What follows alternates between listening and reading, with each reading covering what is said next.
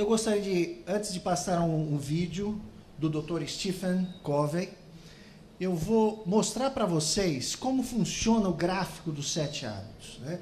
Essa é a ilustração. Quem tiver um papel e quiser anotar, seria interessante. Use uma folha inteira. E vocês poderão fazer, é uma ampulheta, né? Olha, muito simples, uma ampulheta, e aí um círculo, e aí essas 3 faixas, dessa maneira. Significando que nós podemos sair de um estágio de dependência para independência, e depois, no estágio de independência para interdependência. O Dr. Cole vai explicar no vídeo o que significa isso. Cada um dos hábitos, os hábitos 1, 2 e 3, ele trabalha para que você possa sair da dependência para dependência para independência, conquistando assim a sua vitória particular, mais autoconfiança, mais eficácia, mais produtividade. Os hábitos 4, 5 e 6, você conquista a sua vitória pública, aí já é com você, com outras pessoas. Tá? Vocês vão ver daqui a pouco como é que funciona. E finalmente o hábito 7, ele engloba todos os outros. Ele é esse círculo aqui, que é o hábito número 7. As raízes, nós começaremos a ver os frutos. Outros confiarão em nós. Nossa influência crescerá e os resultados serão duradouros. Para alcançar este tipo de eficácia da qual estou falando, precisamos passar pelo processo de crescimento e desenvolvimento, que eu chamo de contínuo da maturidade. Vejamos, nós todos iniciamos nossas vidas como indivíduos dependentes, mas gradualmente superamos esse estágio da dependência. Eu posso ser intelectualmente dependente do pensamento de outras pessoas. Posso ser emocionalmente dependente da afirmação e reconhecimento de outras pessoas sobre o meu valor. Preciso dos outros para cuidar de mim, para me amparar. E então eu poder acusá-los quando as coisas não caminharem como eu gostaria. Para alcançar a independência, que é um nível de maturidade mais elevado que a dependência, precisamos praticar os 3 primeiros hábitos de os 7 hábitos. Primeiro, seja proativo. Segundo, comece com o objetivo em mente. Terceiro, primeiro o mais importante. Vamos adiante. Então, dependência. E vamos para o primeiro hábito. Qual que é o primeiro hábito mesmo? Seja proativo. Ser proativo é inverso de ser o quê? Reativo. O reativo é aquele que reclama, não é assim? O reativo é aquele que coloca a culpa nas outras pessoas. O reativo, como é que chama aquele desenho daquela hiena que só culpa, ó céus, ó vida, como é que é? Hard. Lembra desse desenho? Quantos hards nós temos nas nossas empresas, pessoal? O relatório não saiu, mas é por causa do sistema, né?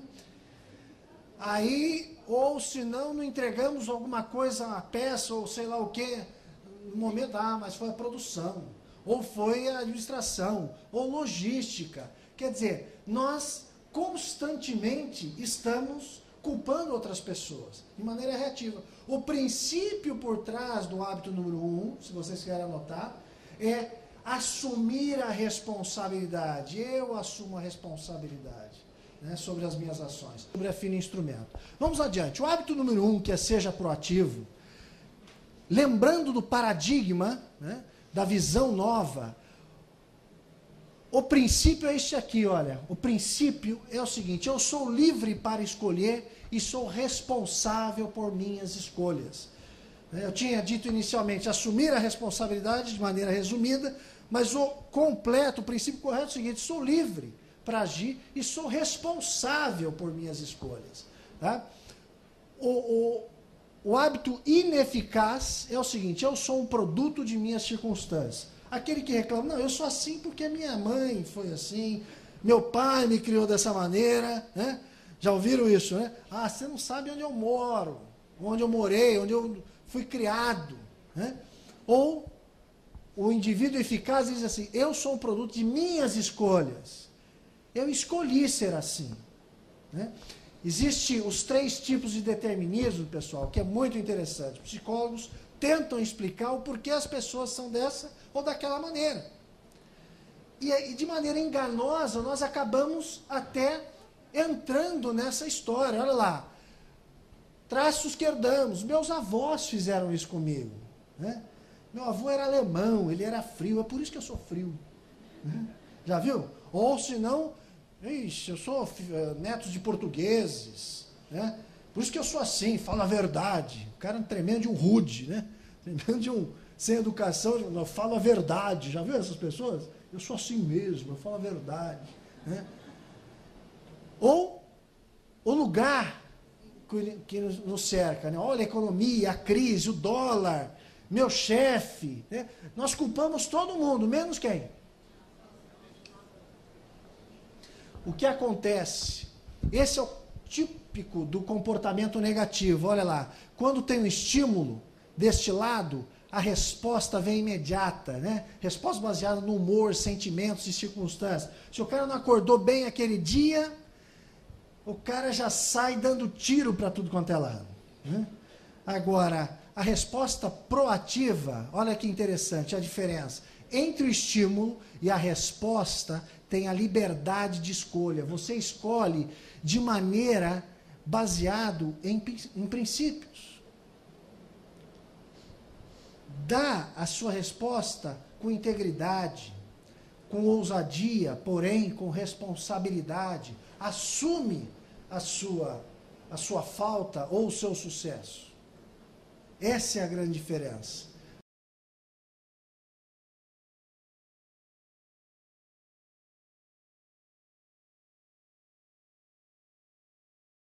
Hábito número 2, qual que é mesmo? Comece com o objetivo em mente. Isto é, onde é que eu quero chegar daqui a 1 ano, daqui a 2 anos? Que tipo de carreira que eu quero ter? Para os solteiros, que tipo de família que eu espero ter? Né? Para os empreendedores, que tipo de empresa que eu terei daqui 2, 3, 5, 10 anos? Qual é a minha visão? Comece com o objetivo em mente. Será que temos passado essa visão para os nossos colaboradores? Ou está tudo aqui, é segredo? E aí você morre com o segredo. Né? Se você tem a visão, tem que ter clareza em passar essa visão. Comece com o objetivo em mente. Né? E o princípio por trás desse hábito é visão, missão, valores. Esse é o princípio.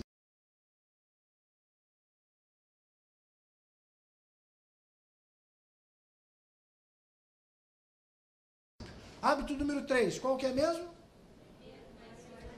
Primeiro, o mais importante. Isto é, colocar em primeiro lugar as coisas mais importantes.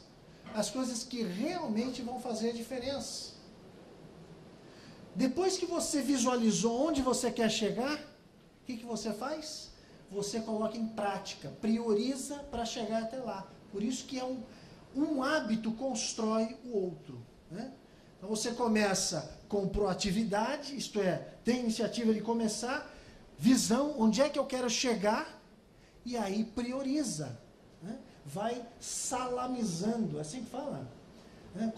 Vai cortando, não é isso? Em fatias. É salamizando, assim, né? Já viram falar isso? Não.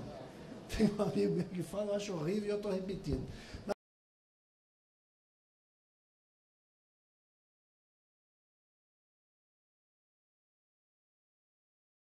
Mas a independência não é o objetivo final de uma vida eficaz. Existe um nível mais maduro, mais avançado. É a interdependência. É a atitude do nós. As sequoias não permanecem firmes, majestosas e fortes, independentes umas das outras. O que você não vê é a interdependência entre elas. Lá no fundo, as raízes de cada árvore procuram e se entrelaçam com as raízes das outras árvores.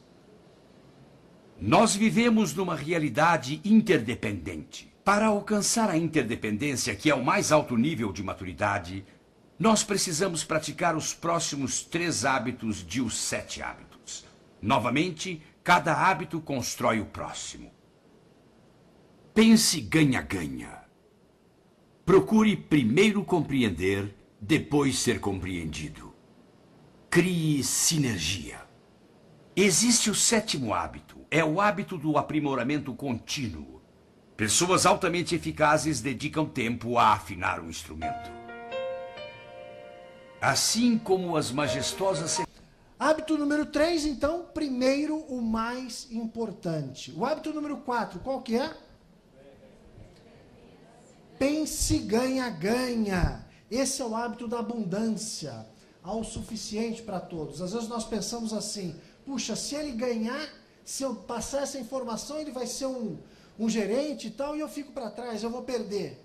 Então, nós, culturalmente, inclusive no nosso país, nós temos essa visão ganha-perde. Se ele ganhar, eu perco. Se eu perder, ele ganha. Então, antes ele do que eu. É assim mesmo ou não, pessoal? Esse é um paradigma que nós temos. Dentro das organizações, dentro das empresas, até dentro da nossa família. Então, uma visão ganha-perde. E aqui, olha, o hábito número 4 é espírito de abundância, autossuficiente para todos.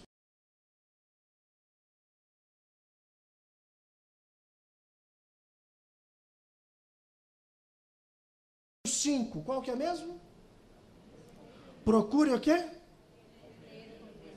Primeiro compreender, olha lá, para depois ser compreendido. Primeiro compreender para depois ser compreendido. Esse, na minha opinião, é um dos hábitos mais desafiadores.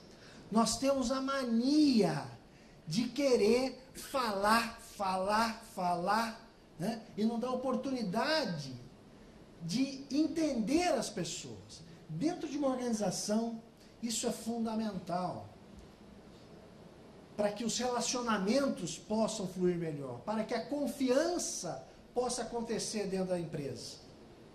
Então, procure primeiro compreender, para depois ser compreendido. Todos vocês nasceram ouvindo falar de um ditado, né, que nós temos 2 ouvidos e uma boca. Nós já sabemos para que serve. Agora eu vou além. Nós temos 2 ouvidos, 2 olhos, 2 orifícios no nariz e apenas uma boca. São 6 contra 1.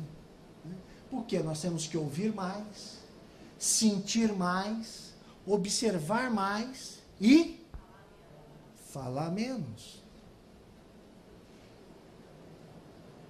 Agora, colocar em prática isso é um desafio. Muitos de vocês devem estar pensando, puxa vida, Paulo, mas isso tudo que você está dizendo é óbvio. Isso é simples. Meus pais já falavam essas coisas. Isso é coisa que meus avós falavam.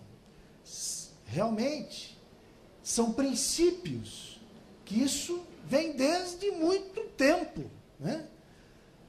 Agora, nem sempre o senso comum é a prática comum. A metodologia dos 7 hábitos faz com que ajuda o indivíduo e as organizações, as empresas, a fazerem de um senso comum para uma prática comum. Essa é a diferença. E ele foi organizado de tal maneira que você consegue visualizar isso e consegue colocar em prática de maneira muito simples e poderosa, e que vai fazer a diferença.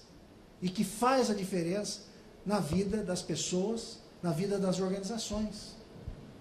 Empresas, por exemplo, como o Embraer, uma das maiores empresas privadas do Brasil, exportação, export, e agora vai começar a vender no Brasil. Antes só vendia para fora, né? Agora com a nova empresa aérea aí, diz que a nova empresa aérea só vai comprar avião brasileiro, né? E assim por diante. Grupos grandes, como Petrobras, entre outros, utilizam a nossa metodologia. Pão de Açúcar, isso para não falar das multinacionais. Por quê? É simples, fácil, funciona e extremamente eficaz.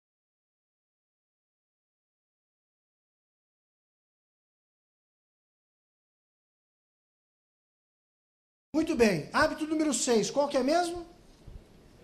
Crie sinergia. Sinergia, pessoal, significa o seguinte, que 1 mais 1 não é igual a 2. 1 mais 1 pode ser igual a 3, a 4, a 5, a 10, a 1000. Quando você tem uma equipe trabalhando de maneira sinérgica, você pode conseguir resultados muito superiores, extremamente melhores do que se você tiver apenas sozinho. Está aqui.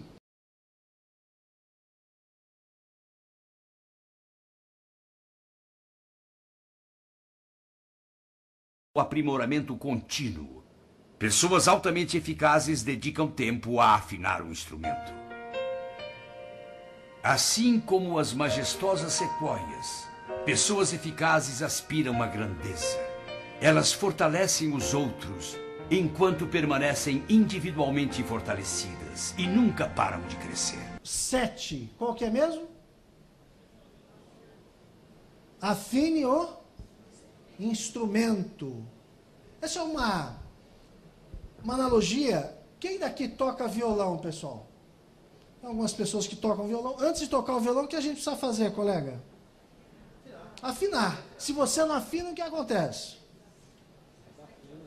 Não faz nada, não dá nem para tocar. Quer dizer, até dói, né? Não sai a tonalidade, é um negócio terrível. É a mesma coisa com a nossa vida e a mesma coisa como empresa. Se você não afinar constantemente, se você não se renovar, o princípio aqui é renovação contínua, mudança, aprendizado, em 4 áreas específicas. Na área física, na área mental, na área social e na área espiritual. São 4 áreas. Física, mental, social e espiritual. É a renovação contínua, né?